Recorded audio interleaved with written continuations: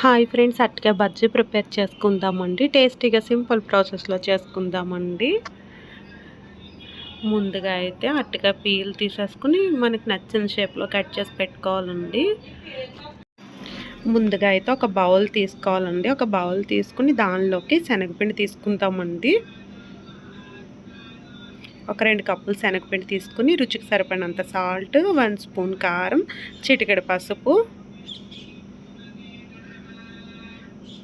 వేడిగా ఉన్నది ఆయిల్ ఉంది, కొద్దిగా వేడి చేసేసుకోవాలండి.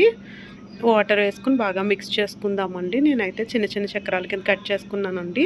దీంట్లోకి మసాలా వచ్చి ఆనియన్, పసుపు, కారం, రుచికి సరిపడినంత సాల్ట్, నిమ్మరసం వేసి బాగా మిక్స్ చేసేసుకుని పక్కన పెట్టేసుకుందామండి.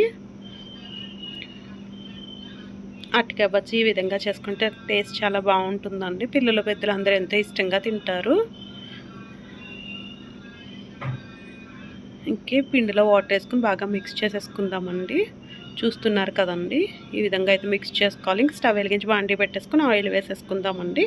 ఆయిల్ అయితే వేడెక్కిపోయిందండి. ఇంక బజ్జీలు, అరటికాయ బజ్జీలు అన్నీ కూడా వేసేసుకుందాము. మొత్తం అన్నీ ఇదే విధంగా వేసేసుకుని వేగిపోయిన తర్వాత ఒక ప్లేట్లోకి తీసేసుకుందామండి. మీకు కావాలంటే అరటికాయలు ఇంకా కొంచెం పెద్ద సైజులో కట్ చేసుకోవచ్చు అండి. నేనైతే కొంచెం చిన్న సైజులోనే కట్ చేశాను. ఇప్పుడు మధ్యలోకి కట్ చేసుకుందామండి. అరటికాయలు అన్నీ వేగిపోయినాయి కదండి.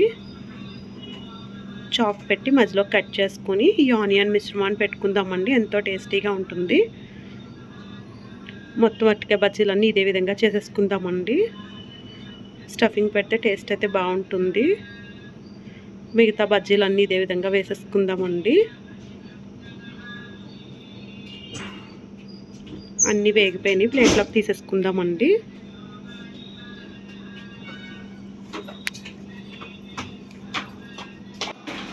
మిగతా అన్ని బజ్జీలు ఇదే విధంగా వేసేసుకుని స్టఫింగ్ పెట్టేసుకుందామండి.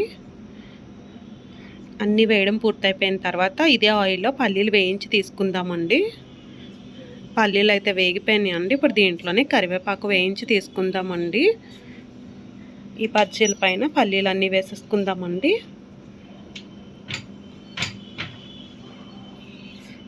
ఇదే బాండీలో కరివేపాకు కూడా వేయించేసుకుందామండి. నేనైతే వేయించేసి తీసేసుకుంటున్నాను. స్టఫింగ్ చేసిన బజ్జీల మీద పెట్టేసుకుందామండి. చూస్తున్నారు కదండి, ఎంతో టేస్ట్ అయిన అరటికాయ బజ్జీ అయితే రెడీ అయిపోయింది. ప్లేట్ కూడా చూసారు కదా ఎంత కలర్ఫుల్గా ఉందో. ఈ అరటికాయ బజ్జీ రెసిపీ మీకు నచ్చినట్లయితే తప్పకుండా ఒక్క లైక్ చేయండి.